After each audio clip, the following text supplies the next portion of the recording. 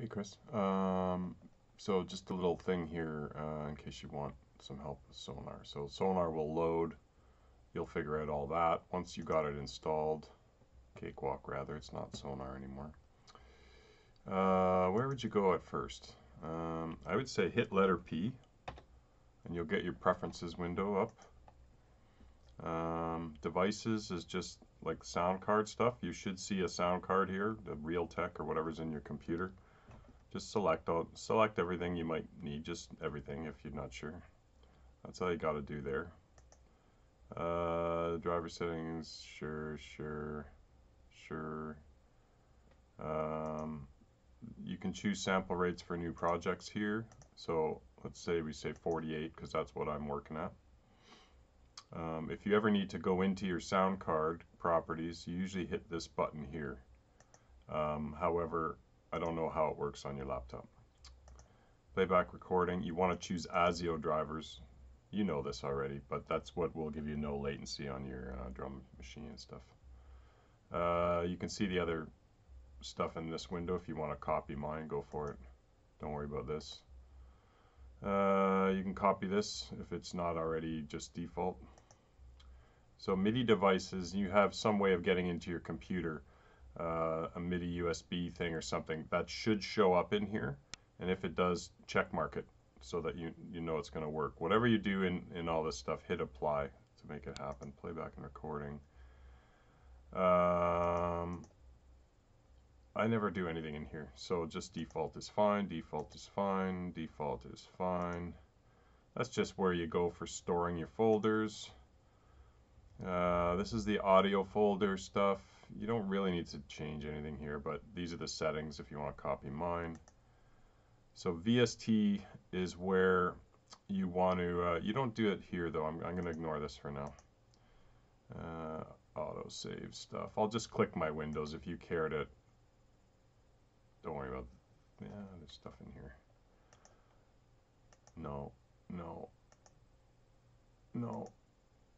Well, nudge is like how far you can use number keys to nudge stuff around, but you can copy that if you want. It should be default.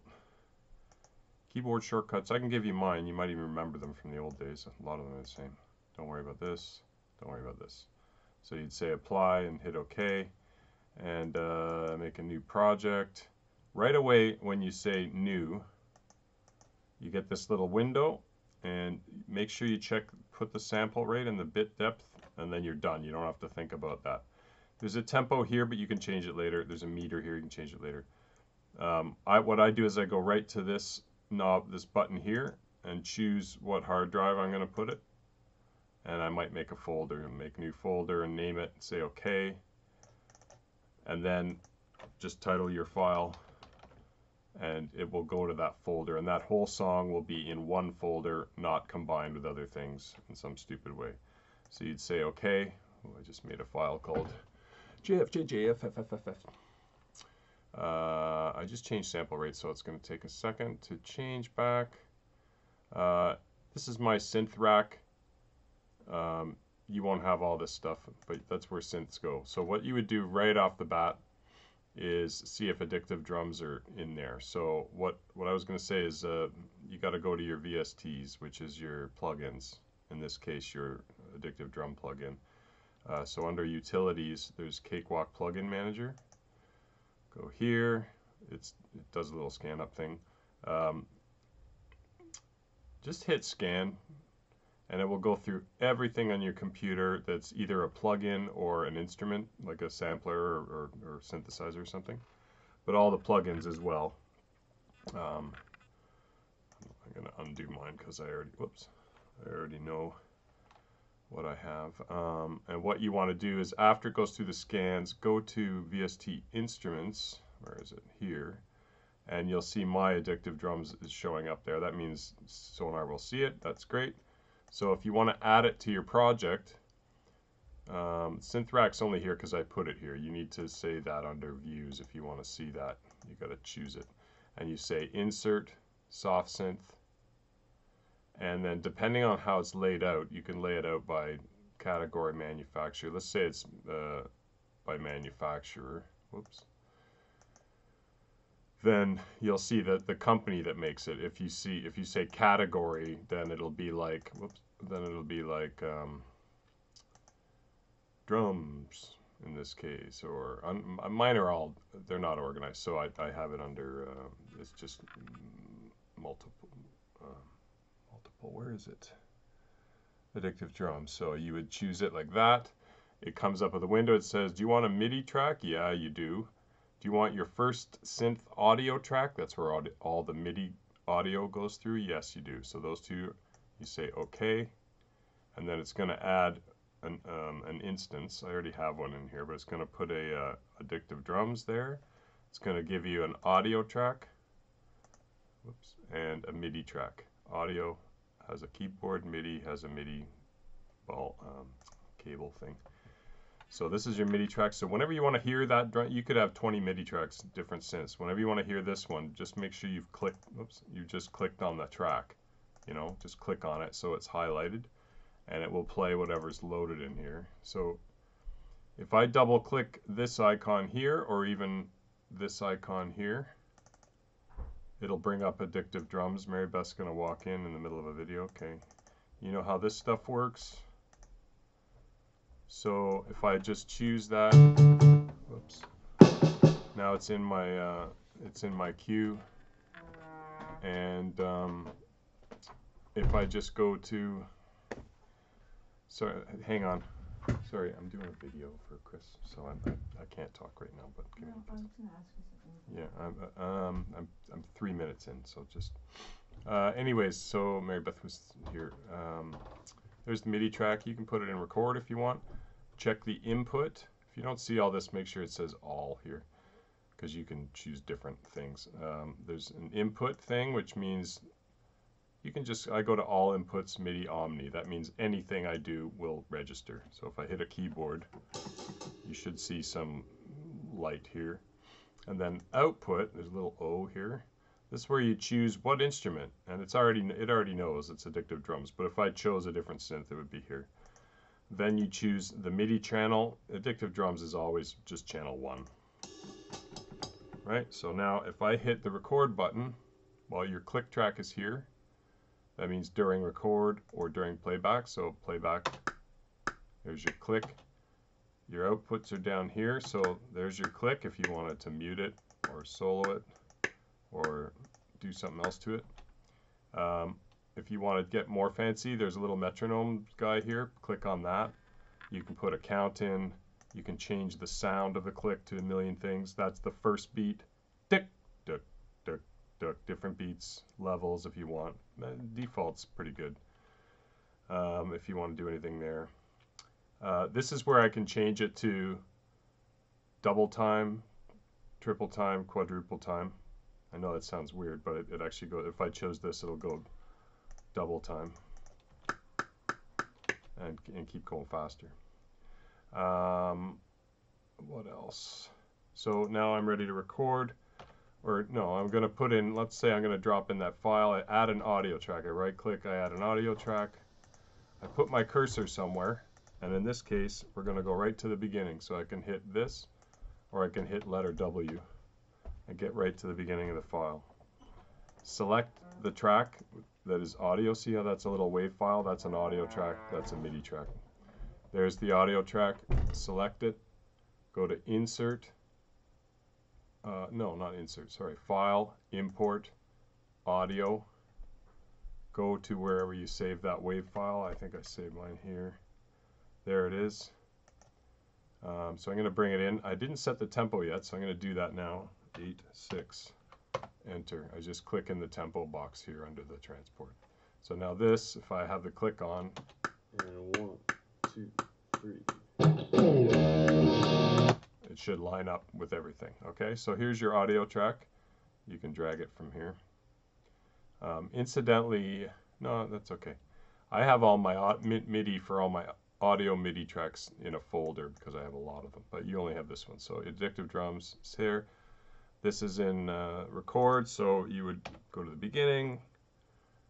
If you wanted to move this around, your snap is up here, snap, by, and then you can choose, right click here and choose whole notes, half notes, whatever you want. and then you could move that around and it would stay with the click, you know. So you could do whatever you want there if you need more time, but otherwise you just get to where you're going to go. This is in record. If you need to click on it to hear it. If I clicked on some other MIDI track, I can't hear my keyboard anymore. I have to click on this to play that. So this is in record. You don't have to hit record on the audio track, but here it is. Let's see. Yeah.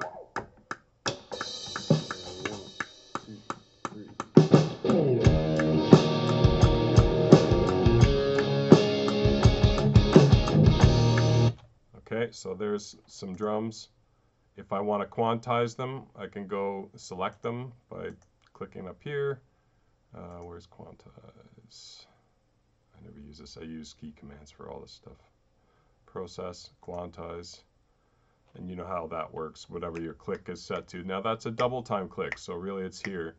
So I just need eighth notes is usually good, or 16th notes if you're doing faster cymbal work. So if I just say okay, I quantize it perfectly. If I want it only a bit quantized, or I just want to quantize one note, I can select it.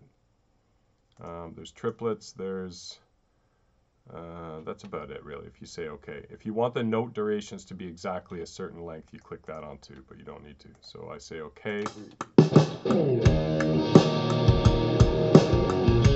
That's perfect now.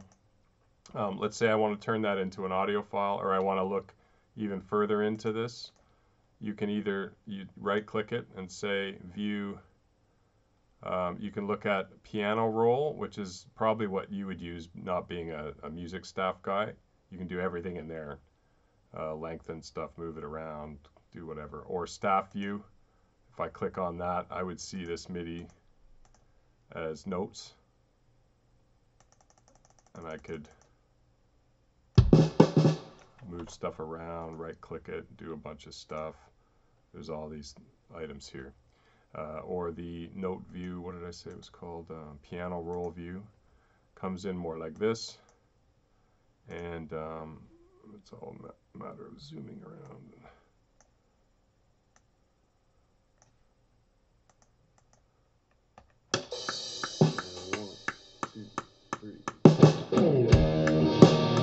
So that's a kick. Move it around, do your stuff. If you want to get into the separate notes and you know, take something out, for instance, like delete it or whatever. Okay, this will get long if I don't quit. So the last thing you might want to do is make that into audio. So you got to select whatever MIDI you want. Could be 8 tracks, 1 track, lots of little clips, whatever you want. Select it, hold your control down, and click on the number that corresponds with the instrument that you want to lay down. It's audio track, remember the keyboard symbol, and see it shades that in.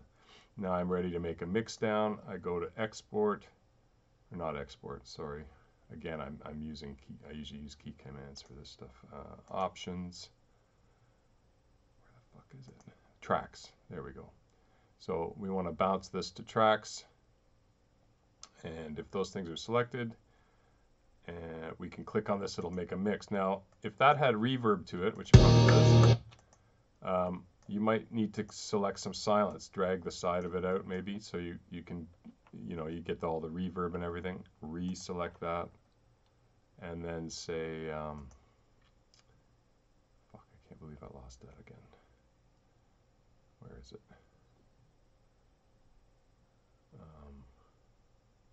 Oh no, down here. Tracks, bounce to tracks. See, I have this under Control J. I just go like this and this. When I say Control J, I get my window and it says, where do you want to bounce it? Okay, here's fine. What do you want? You don't need to change anything, but you might need to change stuff, and that's where you do it. So, but otherwise you just hit OK. Bing, bang, bang, and now there's a WAV file. So I can mute this track, take it out of record, whatever, and now it's a WAV file. Very interesting WAV file. 1, 2, 3. Okay, that's your audio track. So you're pretty much done. You can still edit from here, but it's easier with the MIDI track.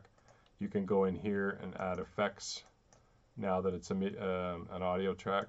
You could have added effects, let me mute this, to your solo.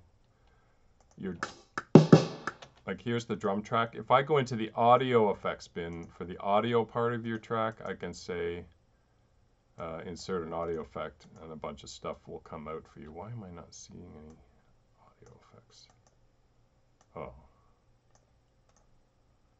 Still, okay, so there's everything. And then you go and you find what you want. If it's a cake, you'll get all these for free. Like if you wanted to put a delay on something or a reverb, there's reverb. These are shitty for the most part, but they're fine for free, right? So if you're done that, you can export your track. I'm just dragging it around here. There's all sorts of stuff when you get in. You can fade, drag, and leave the fade. Bunch of shit. You can open this to reveal automation. Like if I want to turn things up or down or do some crazy shit like that, you can do that. Turn that off. You can do all the old stuff we used to do. You can use the right click or split stuff, move it. Sorry. If you want to move, you got to grab up here. Otherwise, you'll be shadow selecting, I guess you could call it. I have the snap on right now. I'm going to turn it off so that if I wanted to move this anywhere in the world, don't turn snap on. If you want to keep something in time, put the snap on, choose whole notes.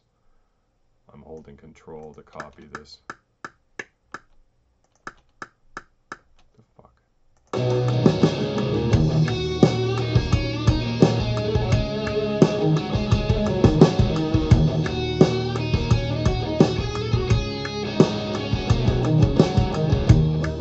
You get the idea. Now if I want to send this to Jono, I can decide, I can zoom out. I can say, well, I don't know, I don't want to deal with sync stuff, so I'm just going to give them right to the beginning of the file. You can select stuff with your left mouse button like that. If you wanted to do multiple things, you got to hold control. Like if I wanted to select something else like this too, you know, whatever. But I'm going to say that. I'm going to go to export. Then I can send this wave out to wherever. And choose wave or broadcast wave. I leave it there because then it's time stamped. It remembers where it goes. Sample rate. Make sure that's the same as your file. These two. And just say export. And zing zong zang. Now I got a desktop. I got a wave file somewhere here. I forget what I just called it. Test. Test. There it is. Now it's a wave file. But you could also say, hey, Jono, here's the MIDI file. And you could save as, export. Is it export or save as? It's save as, and then you got to choose MIDI. But if you're going to save as MIDI, it's going to give you messages about, oh, you're going to lose your audio file. So I usually just delete everything except the MIDI track right at the end. Save it as something else if you want. And then you can send people MIDI tracks. So I could essentially get this thing and have exactly the access you have. The other thing to remember is you can send me your whole folder if you needed to, or you could say save as a bundle. Do you remember those? Where you just choose a bundle and it doesn't do any folders. It just makes one file that you can email somebody and all this shit will come in. Everything, the MIDI, the audio, all your settings, whatever you got. So that's this little tutorial there. Yeah, the MIDI stuff at the beginning is important. Okay, cheers.